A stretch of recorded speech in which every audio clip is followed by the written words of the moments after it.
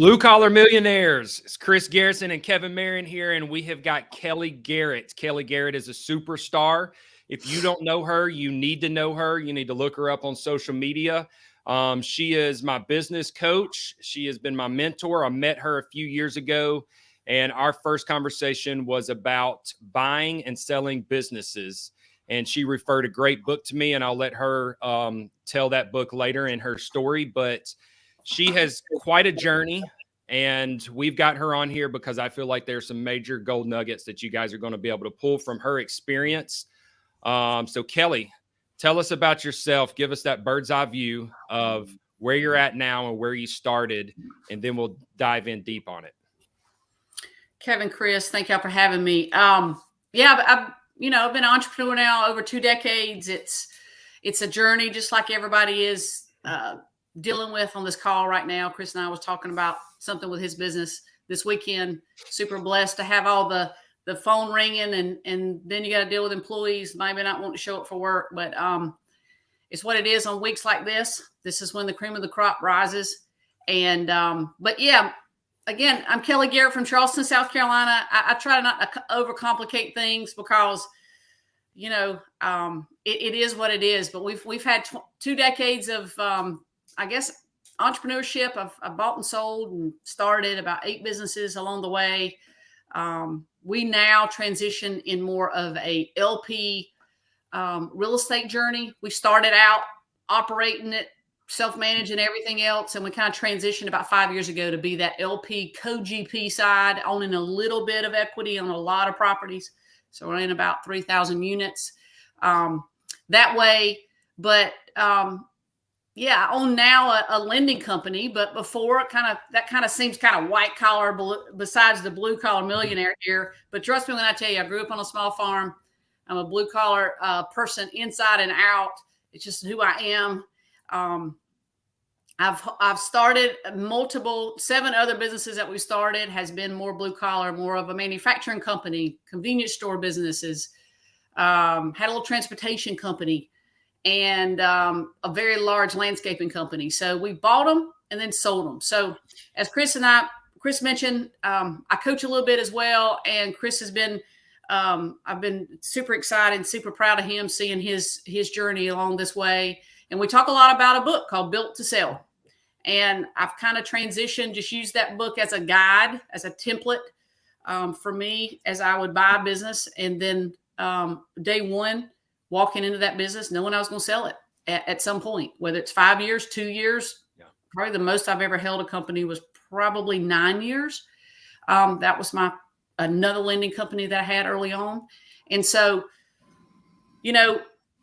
I kind of just go by that book and took that book as a template to be able to transition into really what I wanted to do. And I really wanted to take my business income or my business distributions, and I dump them that's my active income. And then I dump that income into cash flow real estate.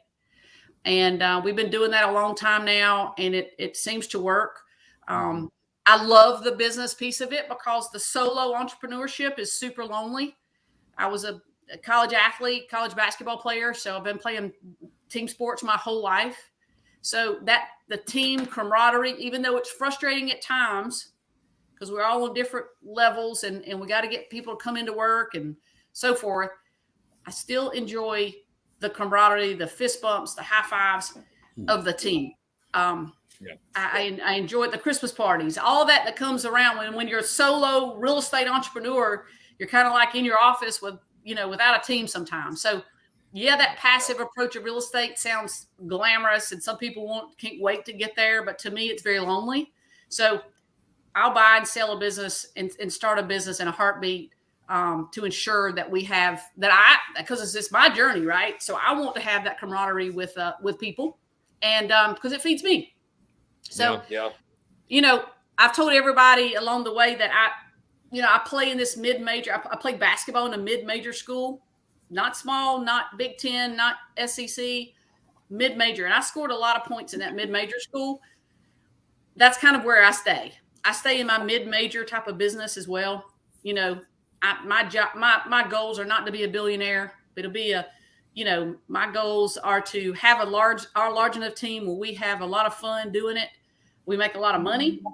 And again, I make things super easy and don't overcomplicate it.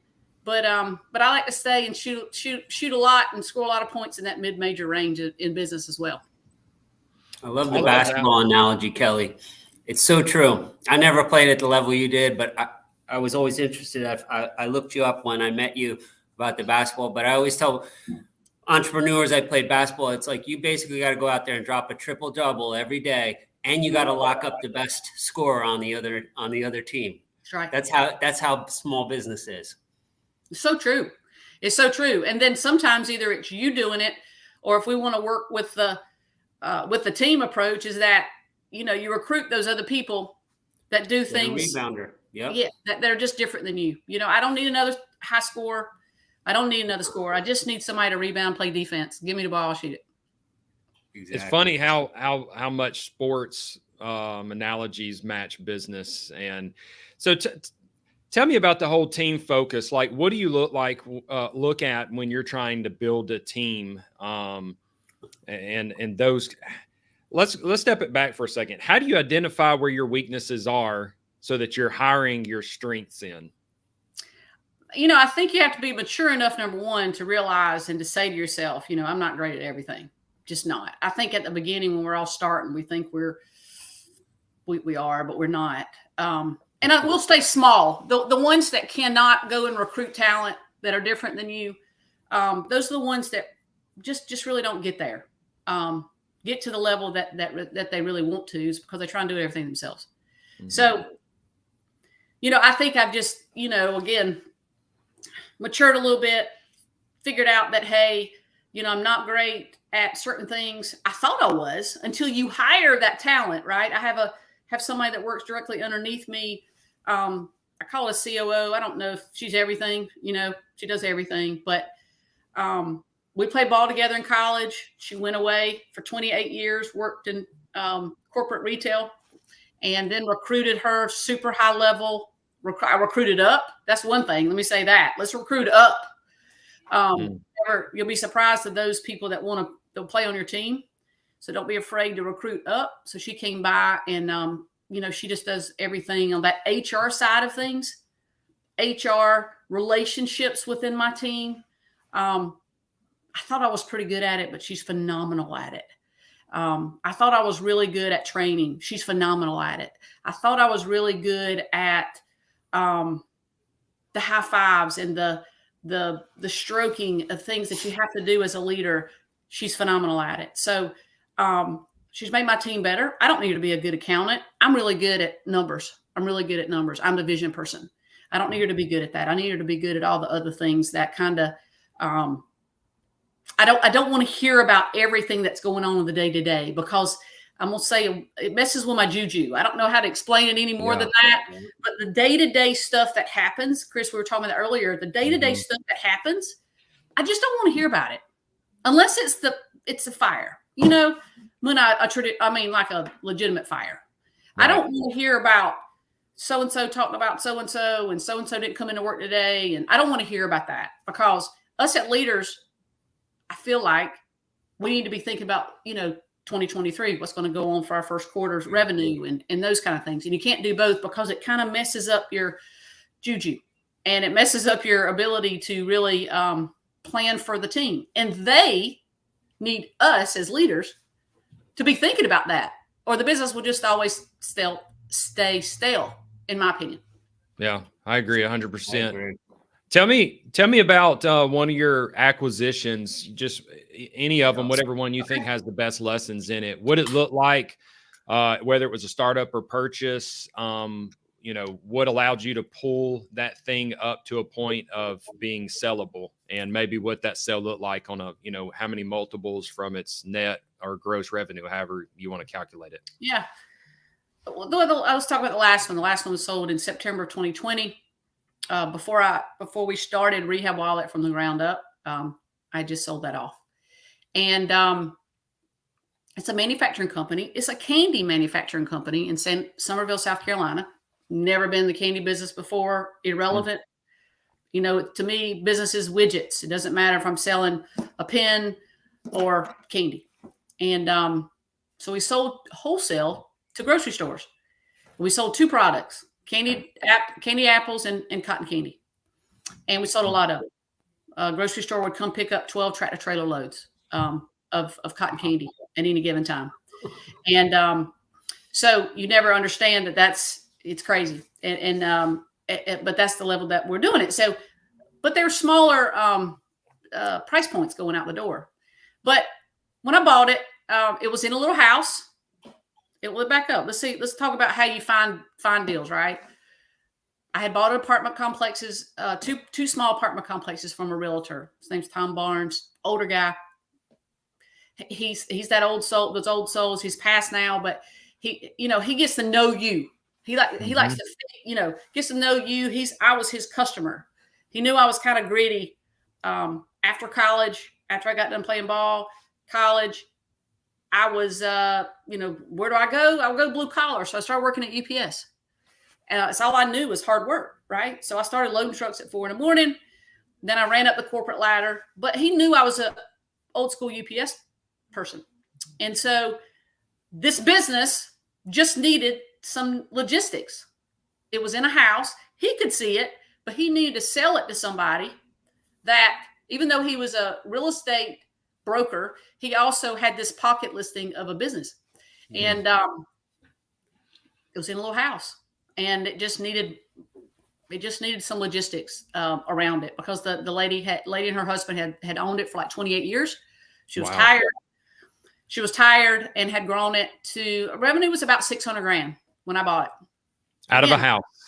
Out of a house. Out of a house. Spinning cotton candy in one room, cleaning them in the bathroom, doing the candied apples in the kitchen. And the other bedroom was her office.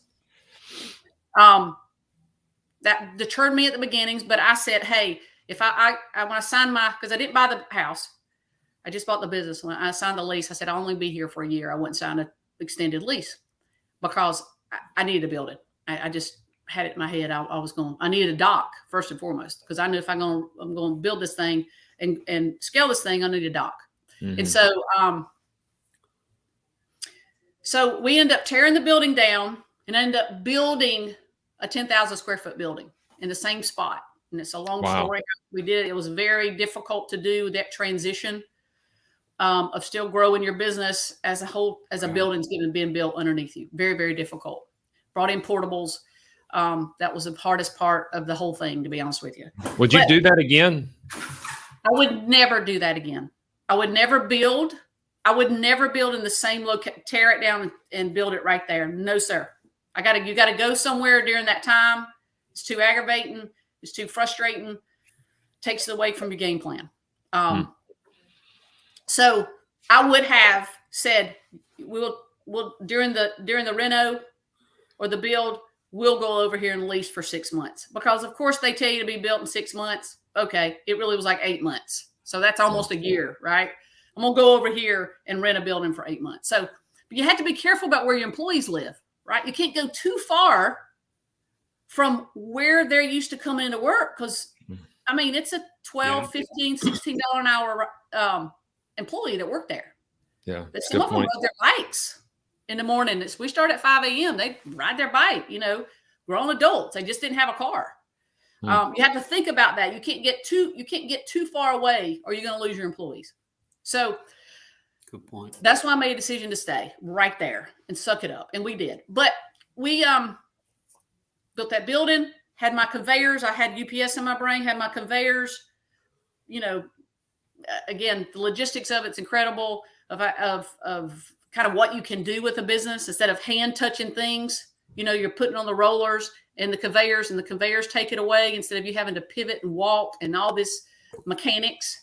I kind of got into that. And so we made that building business more ergonomically good for the employees, so their backs wasn't hurting so bad, and took the business in 5 years from $600K to multiple 7 figures.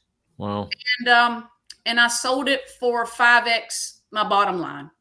So I sold it for 7 figures, and Then I owner financed it. So not only because I had my lending and my compound interest brain of mine working, I was thinking, I really didn't want him to buy it outright, because then I have a tax burden. Mm-hmm. So he put down a pretty significant, about a almost 20% down payment, and then he owner finances it, and then he makes me a payment each and every month. How do you manage the risk of someone else running a business and not running it into the ground after you took 5 years building it up? That's a great question, and it's difficult. The only thing I could think of is that when I sold it, had I sold it just to a mom and pop, I probably wouldn't have. But I sold it to another candy company out of Minnesota. So I knew he had experience, and I knew that he could run it. Is he late sometimes? It's still the normal collection of payments and servicing a payment. But when I talk to him, I'm talking high level. I'm not talking about, to him, like, can you afford it? It's more or less, he just doesn't have, he's growing so big. He doesn't, he's not running his business correctly on the accounting side. But yeah, that was an exciting one. That was a fun one. What did your acquisition look like? Did you buy it for the revenue that they were currently their bottom line? Like, how did that look? So we got a 5X on the back end. What did the front side look like? The front side, she sold it for right up is 2.5 on the front. I bought it for $360. Yeah. And she owner financed it. So she owner financed it, and I negotiated a 4%, 15-year payback, but amortized over 30 years. So my payment was like $1,100 a month. It was super cheap. Nice.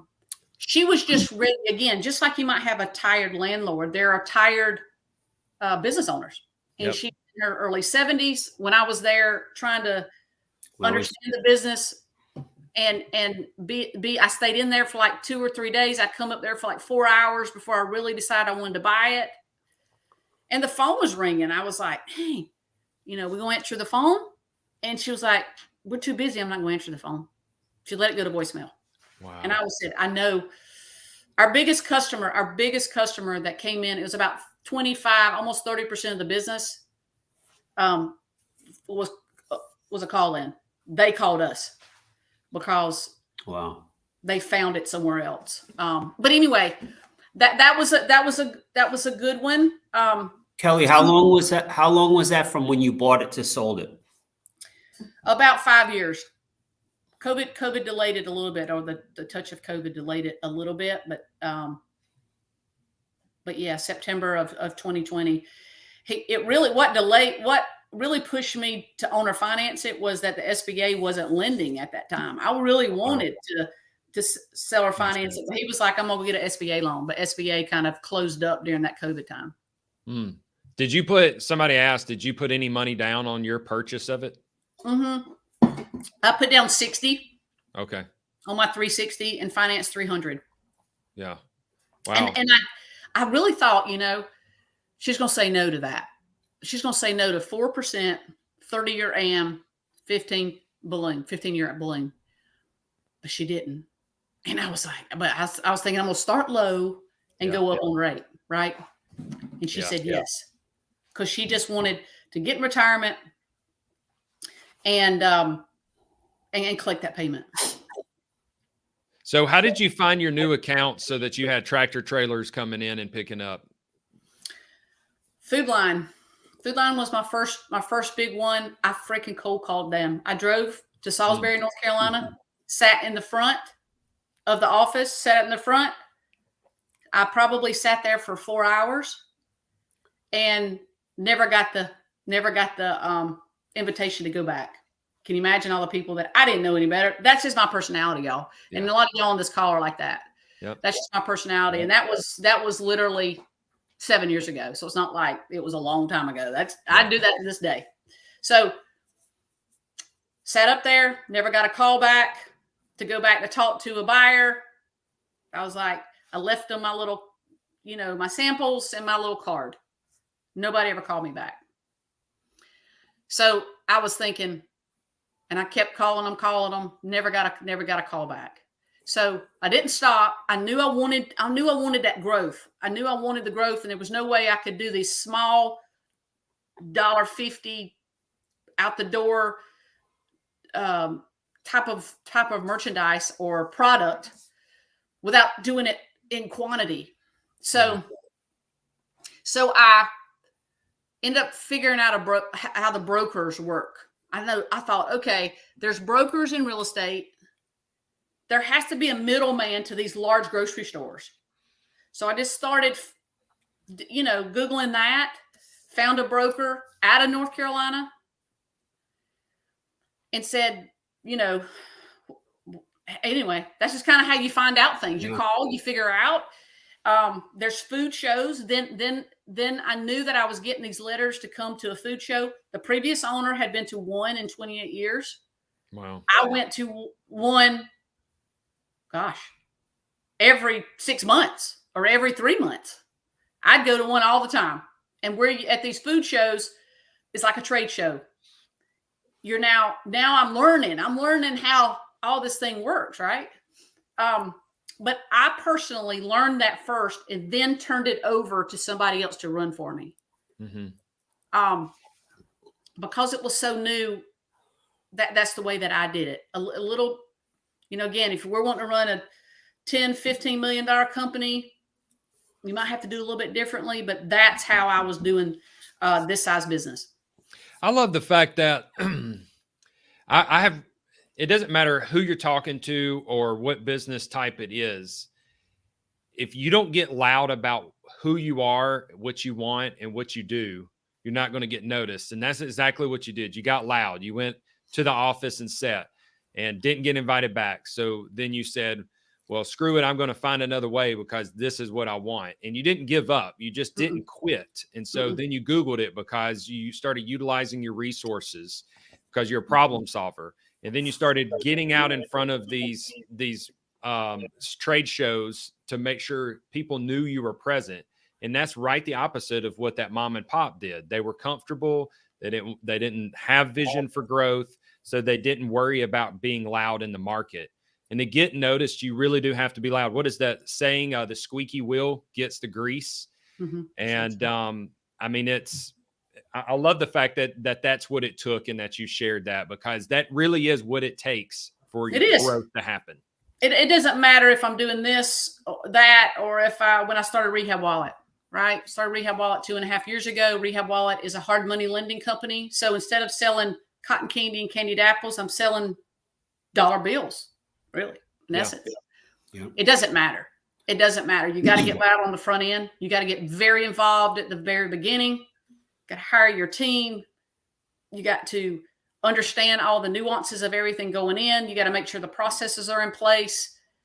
Then you can start backstroking out a little bit, but in years 1 and 2, I go all in and go deep, and stay in. I still to this day do what my team does, and I do. I actually host a trade show, real estate investor group, whatever you want to call it, RIAs, whatever you want to call it. We have 110 people in Charleston that come every first Thursday of every month.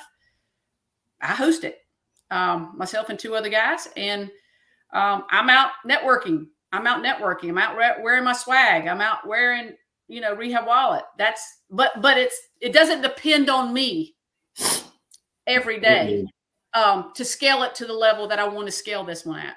I couldn't. It's kind of, I've been reading up on some things, and it really hit home. And Chris, this will mean something to you too about your business, or your business actually that you're doing now. But at the very beginning, it kind of starts with the I, right? Like I, we, they. We're moving into 3 different groups. At the beginning, it's just I. Like we're all just in our businesses, Kevin. We're in there every day, just I at the very beginning, stage 1. Then we're trying to grow it a little bit. We go into the we. We grab our first employee. Maybe it's an assistant. Maybe it's whoever, expert in that field of some form. Maybe it's a cleaner. I don't know, but maybe it's a first or second employee. And then we together are now doing customer acquisitions, accounting. We're doing that together. And we do that to about $1 million in revenue type of company. In order to get above 1 million, heading and climbing toward 10 million, we got to move into the they category. And the they category is that the team is doing customer acquisitions. The team is dealing with accounting. The team is doing HR, not you.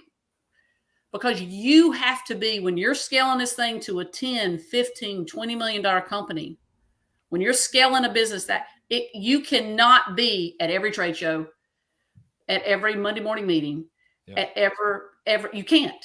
You just can't, because you either stay small, sell it, or grow with the they and freaking scale it to the numbers that you want to grow to. You have to move into the they. And the problem is that's very difficult for a lot of business owners, because we don't know how to do that. We don't know how to let it function without us. We think that it's going to fail if we're not involved. I have a meeting this morning right now at the same time with my Rehab Wallet team. Meets every Monday morning at 11 o'clock. It was hard for me to, honestly, it is, to not be there. It's hard for me, but it runs without me. I don't know why I think I got to be there. Whether the right people are in those seats running it for us. No, we still have to have our culture. It's still got my culture inside that meeting today. It will not last more than an hour. Everybody will everybody partakes in the meeting, gives their KPIs. It has my culture in it, but I'm not there, right? But that is very hard for a lot of business owners, and I'm preaching to the choir right there. It's hard for me too. Hardest transition I've ever had. It really is. When you're under 1 million, it's you and one person. You're involved in every little thing. Too many things. Getting to that next point is really hard. I did the same thing. I mean, I used to read every email. I was in every chat.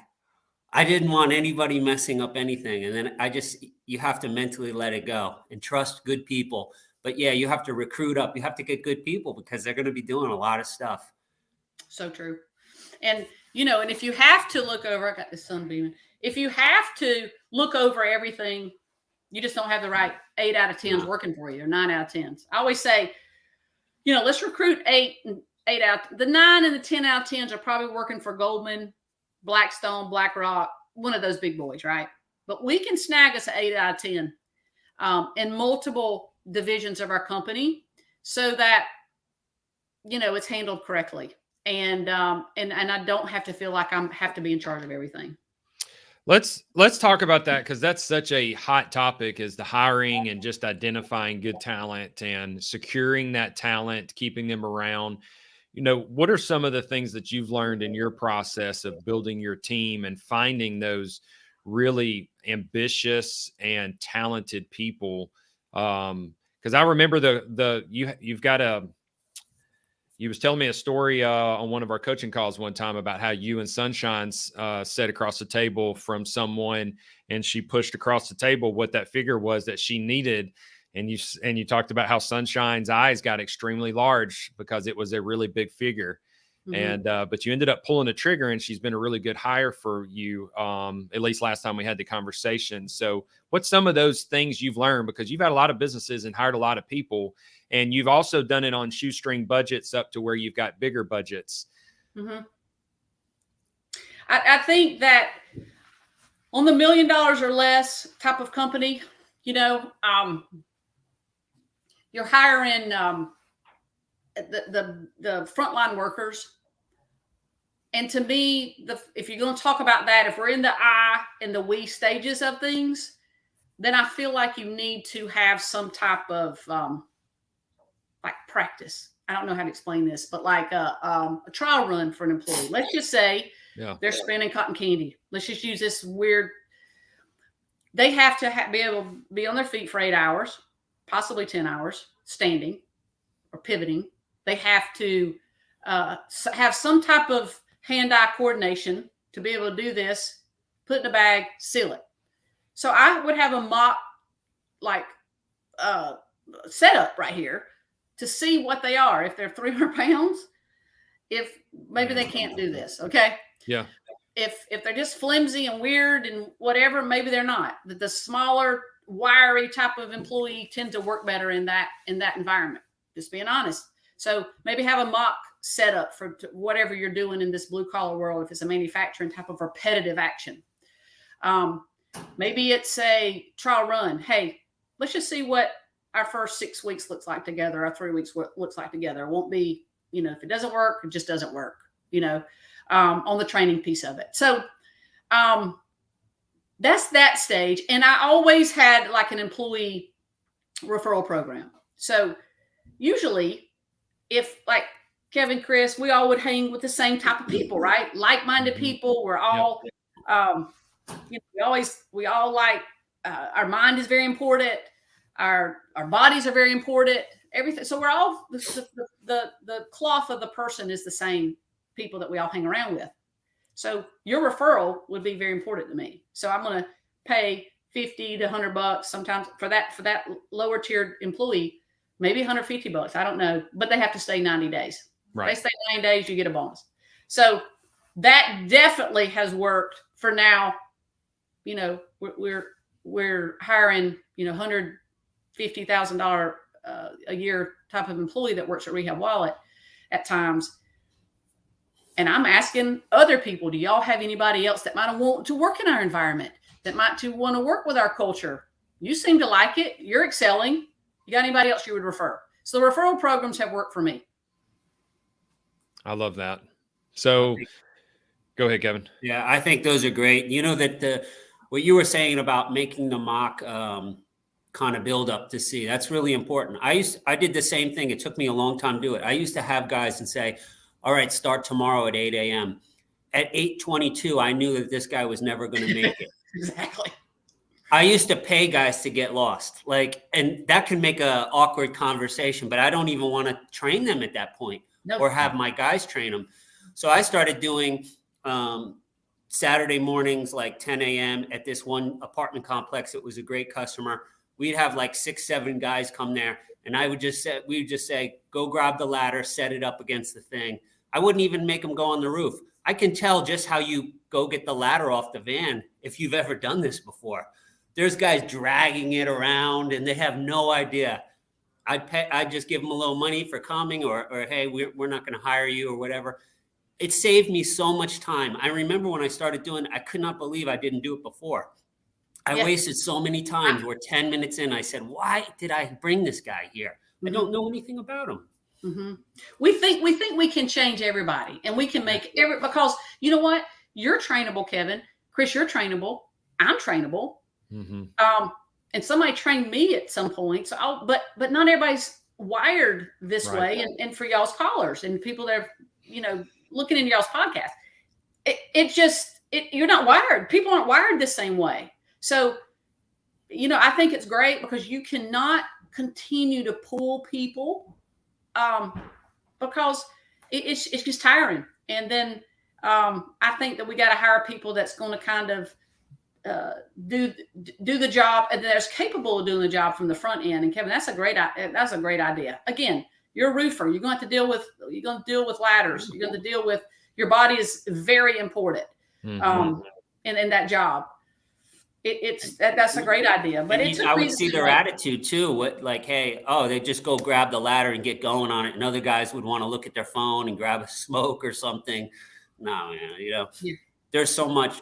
And I think finding people who are good employees, who are good people, they're more likely to bring people who are very similar to them. Yep. For sure. Around the same type of people, typically. And one thing that helped me too was, I don't know if I used to get look on people's social media all the time. You can tell a lot because that's how that person wants to be represented. Mm-hmm. Like Kelly, if I go on your social media now, I've seen really nice stuff about your mother, right? And your significant other. And it's just like, you could just see this person's in a business and everything. And then you have some people on there, who are doing a lot of crazy stuff, who maybe I don't really want around my company. So they true. kind of tell you who they are a lot of times. It's so true. Yep. And people don't realize that. People don't realize that nowadays we can do that, and it is a reflection. It's a true reflection of them. And I think it's just, we should be doing that as leaders or your people that's hiring for you. But everybody does it these days. I know with hiring, just experience in general, just the more I've tried to hire, the better I get. And it's because I learn what I want and what I don't want, and I can identify characteristics. So I hire based off personality more than anything at this point. Are you a culture fit? Do you seem like you're a hard worker, like you're ambitious, you desire to grow? What is your presentation like? Not just, have you been in the cleaning or restoration field before? I could care less, because really when it boils down to it, if they've got the other stuff, they won't only rely on your training. They will seek out training by themselves because they will want to succeed and excel. And if you can find somebody with that kind of attitude, then you better snag them up quickly, because that's the one characteristic that I find is very difficult, is someone that's consistent in their desire to excel. Too many people quit as soon as there's a little bit of resistance. On your Rehab Wallet, so I want to ask you why you started Rehab Wallet, because this is what you're currently in. All of these businesses and endeavors you've done in the past have set you up and just built you up to this point in your life. What made you want to start Rehab Wallet, since that was a startup? Because you've purchased businesses before, and we talk a lot about acquisitions of businesses and bolt-ons. We don't really talk too much about startup because it's such a harder way to get into business. It is harder. It is harder. But I had done, 7 prior to this.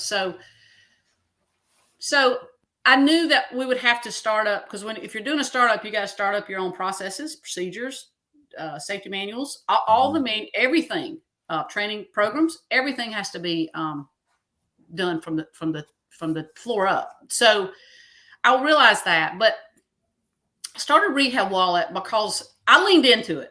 I'm just going to tell you, I leaned into it because my phone was ringing. We'll back up for a second. After I sold off some of my units, when I started pivoting from real estate into more of the passive real estate, I sold off some of my active stuff that I had like 350 units. So I sold a good bit of that off, and I had a pool of money. So I started private lending some money prior to Rehab Wallet. Mm-hmm. Well, you can do the math. If my bucket had $2 million in it and the average loan's $200,000, I could just do 10 loans and my money's gone, So but the phone kept ringing, and I kept saying, guys, I just don't have any money.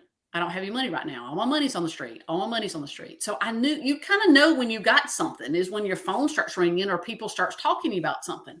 Yeah. So,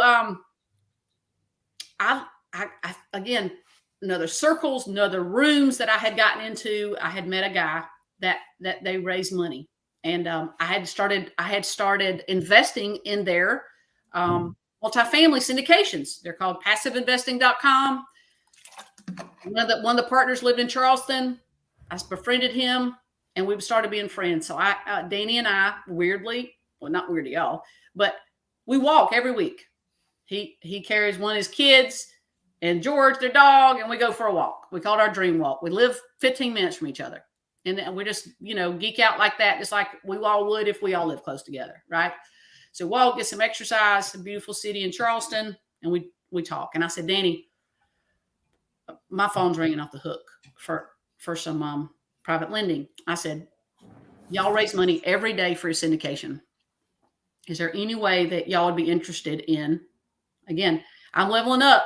I'm hiring up. I'm trying to partner up because those boys are big boys. Would you be interested in us starting a debt fund, but y'all raise the money in it because I can put it on the street?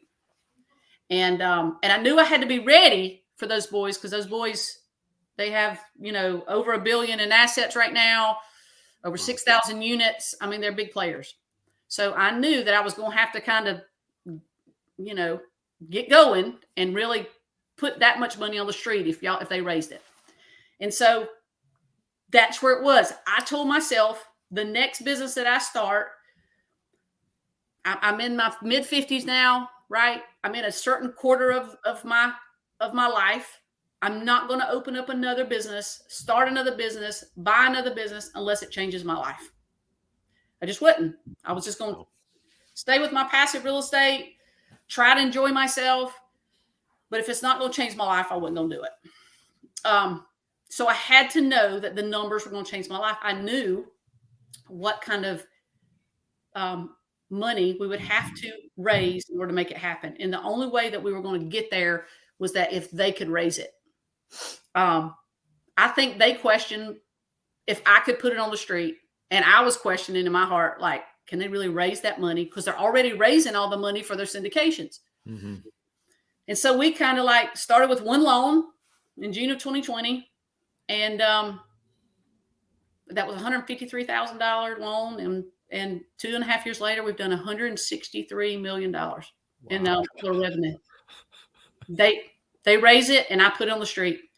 And I'm telling you, I think we both push one another in a weird way. Yeah. Because my phone is still ringing. To this day, we tell people no. Even today, we tell people no. And so I'm pushing them to raise money. At the same time, they're pushing me to put good quality loans on the street because, the crap could go wrong, right? I have to do my job right. My people have to be right. My people have to be good. My people have to be a lot smarter than I am. But I had to have the gumption enough to say, y'all raise it, I'll lend it. So I just made a commitment that I wasn't going to, I think me and my wife, I've been married now. We've been together for 22 years. It's a sickness. The business stuff is a sickness. She was to say, quit piddling. If you're going to just piddle, it's like a job. Quit piddling. Kelli, she's involved in the business as well. Say it again. She involved in the business as well. She was for the first 18 years. We've been doing it now 22, and she's not. She came and said, we had again. We're afraid. The part that she does is, to me, the most important part. I was afraid for anybody else to do it, and that was junk in, junk out with our businesses in our QuickBooks part, right? Yeah. She was my brake to me, because I'm always on the gas, right? She was the brake, and I was honestly afraid to. We had plenty of money to get her out of the business, but until she just came and said, let's see. And it was probably an argument of some sort of talking too much about business.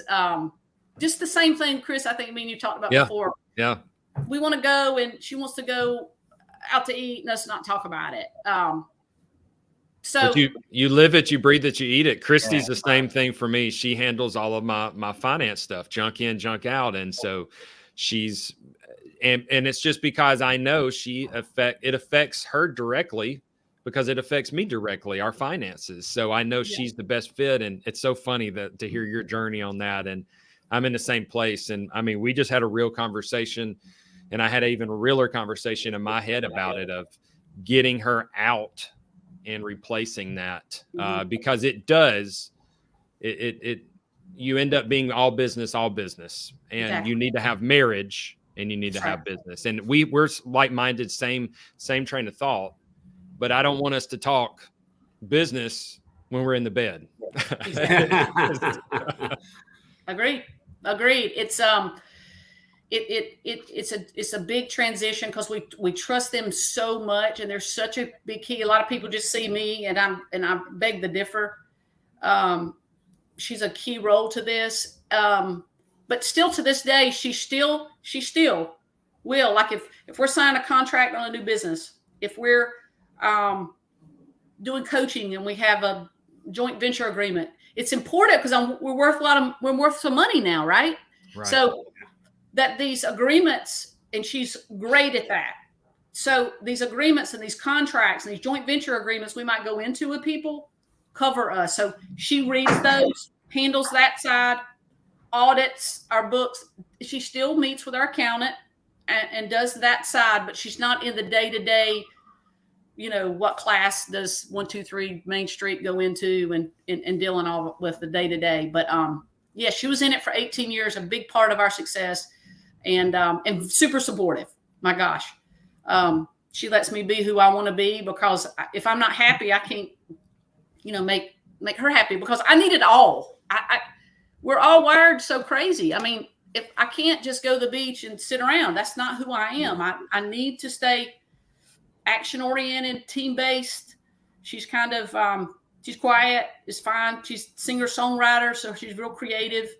And I got to have people around me, and I got to have fist bumps, and I got to have highs and lows. And that's find out who we are and be okay with that. And I like that she comes with you to the masterminds. Every mastermind I've been at that you're at, she's always with you. And I think that's super important.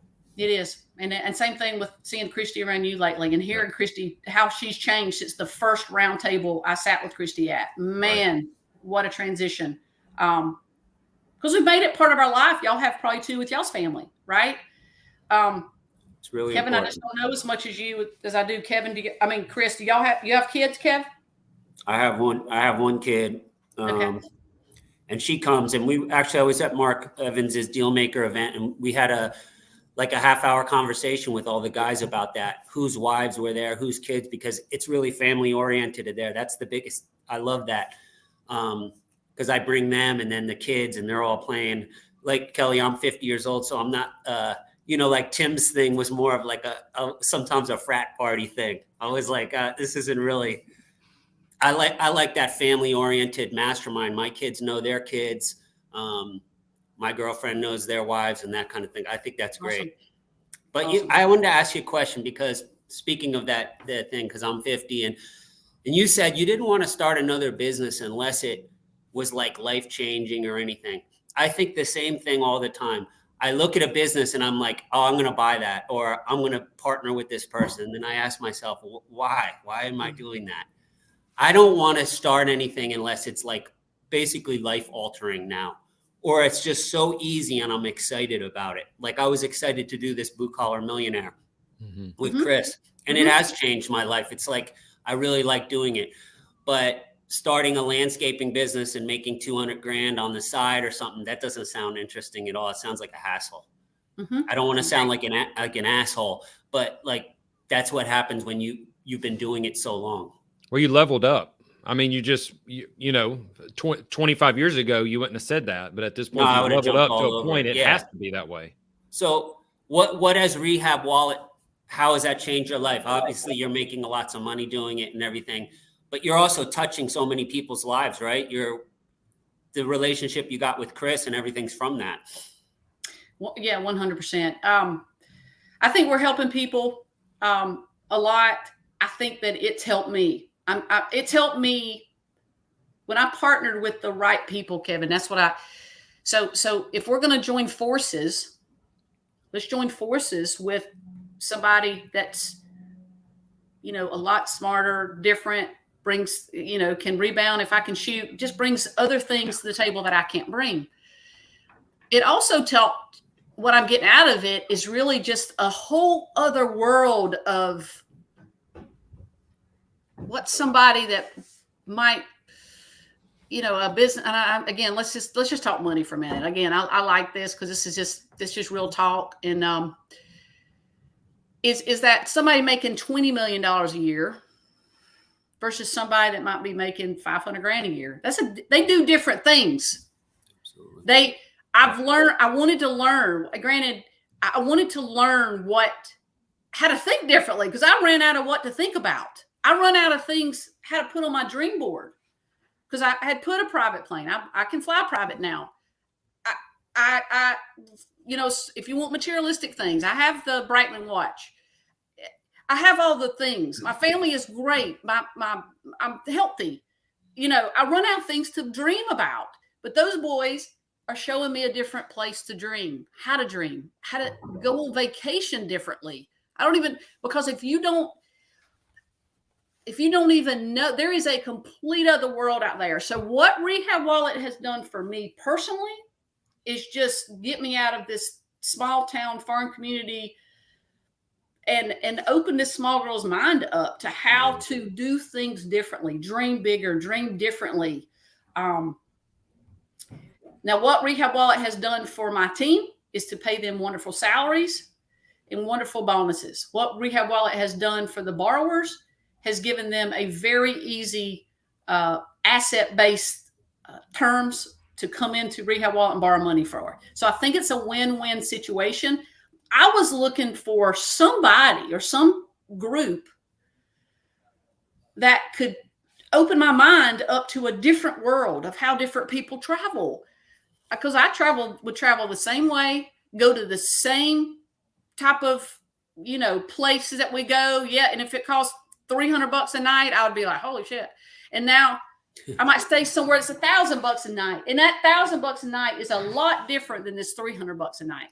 Right. But my mind didn't even know where $1,000 a night type of place was. Yeah. To be honest, I'm just being completely real. So those boys have shown me how to live in that world of flying private and to go and do that and stay in this thing. And it isn't because I wanted to do it. I didn't even know I like it. But what it's done for me is check something off to be like, this country girl's doing this. Yeah. To be honest, it's just what's inside of me and what I wanted to check off in life. I'm just being real. And so they have taught me how to play in that field. Now, who taught them? I have no idea. They just grew up different. Probably there's another level above them that play different. Like when we were all joining NetJets together, right? And I didn't join the same NetJets program that they did. I just didn't because I barely had flown first class 2 years ago. And so, because I didn't even think about it. It's the stupidest thing because we're so living in such a scarcity mindset. Yeah. Had the money to do it, just didn't. And so